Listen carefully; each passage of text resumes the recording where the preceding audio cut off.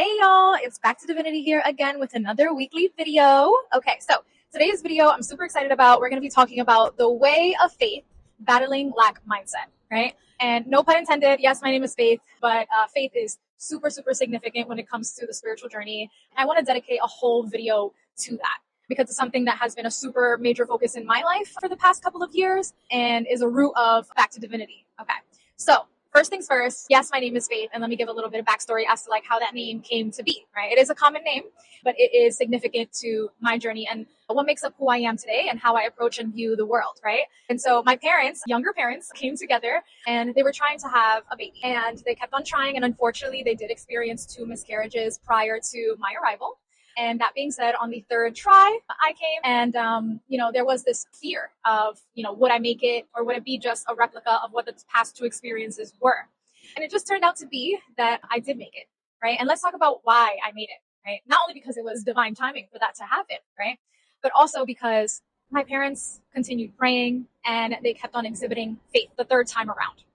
So that being said, my aunt did come to the delivery room when I was born and asked my mom, what did she have when she had me? And she said that she had faith. And so as a result, that is why my name is Faith today. And I wear that with so much pride. I do have a little tattoo of it on my body because it just means so much to me and who I am today, right? And so for me, I go through life exhibiting so much faith in all of my experiences and in everything that I do. And for me, faith is believing in the unknown and having that sense of trust, that it doesn't have to be proven, but that I just know it, that internal knowing, right? That faith, that deep trust. But that being said, as a result of the fact that I've always had such strong faith in this lifetime, thank goodness, because a lot of people struggle to come by that and experience that their faith is tested a lot. Now, does that mean that I don't experience that? Oh my God, yeah, I experience that all the time. My faith is constantly tested, right? But it's very important for me to go through those experiences because it just strengthens my faith each and every time, right? And so I want to talk about toxic optimism versus strong faith. I think growing up, I always was known as somebody who's super optimistic, right? So much so that I think a lot of people called it toxic optimism. And that really would get to me sometimes because I'm like, why is it a bad thing to be optimistic, right? And everything with balance, of course. But why is it a bad thing to approach life from the perspective of positive Patty instead of negative Nancy, right? And so that being said, I struggled with that a lot. I'm like, oh my God, why do people view my positivity as such a negativity, right? And I think it's just because people get triggered with positive thinking because it's so much easier to focus on the negatives and it's so much harder to be optimistic. Now, I never ever considered my optimism to be toxic in any way, shape, or form. Now, did I have to learn lessons around being gullible? Yes. However, strong faith is what I feel I have embodied rather than toxic optimism, right? And so for me, strong faith means that you have this strong belief and trust that everything is working out in the divine plan and everything is happening for a reason. And the things that you are experiencing are all shaping you for your utmost good and that of the collective as a result of that, right? Because as I've said before, you move through alignment and the whole collective also is in alignment with that. So let's dive in a little bit to lack mindset. Now, lack mindset is the one thing that is going against strong faith, right? And this is something that I have battled intensely over the past 2 years, right? Trying to make decisions from a place of faith rather than from a place of lack. And this is super important as to understanding when you are co-creating with the universe and when you are working against the universe, or rather resisting the movement that the universe is trying to get you to go through, right? So lack mindset, what is that? Lack mindset incorporates a lot of things, but generally there's an excessive worrying about future outcomes that comes from lack mindset. We are constantly in fight or flight mode. That sounds familiar, right? Survival mode. If you are living in survival mode, then you are most likely operating from lack mindset because you don't have the trust and the faith that you will have everything you need in order to survive, right? Non-gratitude and constant complaining is also lack mindset, right? Choosing to look at the glass half empty is what that is, right?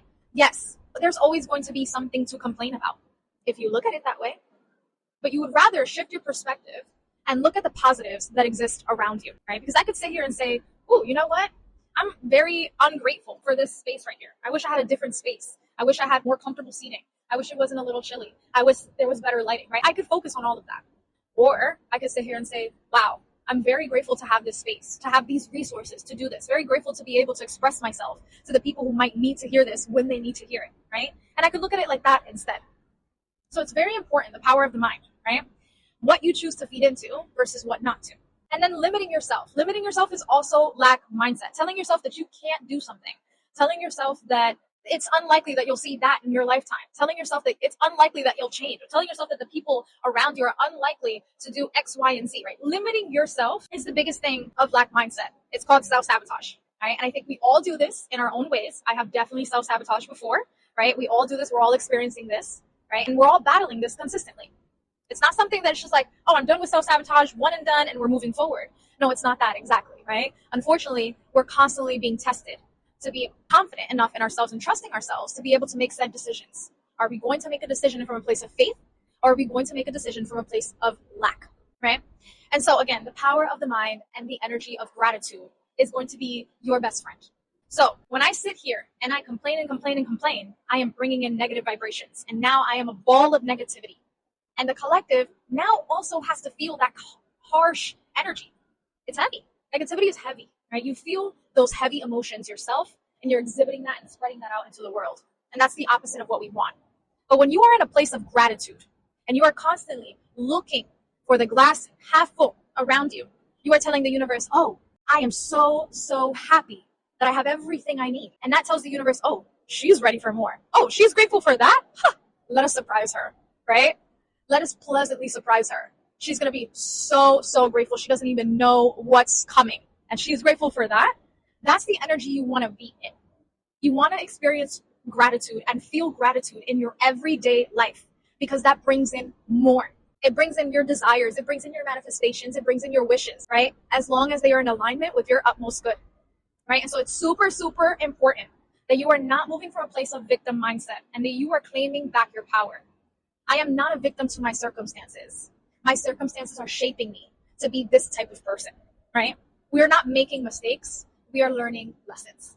And so allow yourself to view life in that way. Give yourself grace. Give yourself compassion. Because the more you do that to yourself, the more that you'll be able to do that to others around you, right? And again, we shift ourselves to shift the collective. We don't want to emit those negative vibrations. We want to emit positive vibrations. And so that's what I hope to do in this video. Give you all the positivity as I feel extreme gratitude for this moment and this time in my life right now. Do I have everything it is that I want? Maybe not. But do I have everything it is that I need? For sure. I choose to believe that. I choose to have faith that I will always have everything that I need. And even when I'm going through experiences that I didn't want to necessarily go through, I remind myself that I needed to go through that, right? And I was listening to the song as I was preparing this video for you all and writing down some notes, right? And the song that was playing was All I Need by No Name and Xavier Omar, right? And I had to stop. And the lyric that kept on playing out was, if it's not how I want it, it's just how I need it. I'm going to say that again. If it's not how I want it, then it's just how I need it. And you have to remind yourself of that when you're going through experiences that feel tough and heavy. If it's not how I want it, then it is just how I need it. And that is the energy you want to be in constantly. Yeah, my car broke down. That might not be what I wanted, but unfortunately, that was what I needed in that moment. And it might be hard for you to see immediately why that needed to happen. But again, give yourself grace and compassion. You will gain the clarity through time, as long as you allow yourself to tap into that side of things. That this is, again, a constant journey that you're going to be going through. It's a roller coaster, right? My faith is always being tested. Our faith are always going to be tested. It is a matter of developing stronger faith over time, rather than viewing it as breaking down your faith over time, right? It is how you look at it. You can either sit there and think that you're going in a circle, or you can turn it upright and see that you're going in a spiral and you're going upwards. And you're still growing, even if it appears that you're not. You are always elevating, as long as you choose to find the lesson in all of your experiences and choose to be grateful for those experiences, no matter how harsh. And that can be super triggering. It can be, right? And even looking back, it's like, wow, can I really sit here and say I was grateful for that loss or grateful for that heartache or heartbreak or whatever the case is? It can be very hard to say that you're grateful for those experiences. And so you find yourself at the other end of it and you're like, wow, look at the characteristics that I developed from that. Look at how that made me a stronger person, how that made me a better person, right? Or how that made me a person with more compassion and grace after experiencing such thing, right? Always trying to find the light in it. It's not toxic optimism. It is strong faith. And so I am just going to leave that there with you. Choose the way of faith and continue battling that lack mindset. Do not let it win. You are not a victim to your circumstances. You have the power. That is what being a co-creator means. And I'll leave that with you all, folks. Thank you for taking the time to listen. Please share this video with those who you feel like will need to hear it at this time. And this video will always be here for you to reference back to whenever you feel like your faith is being tested. Love you guys.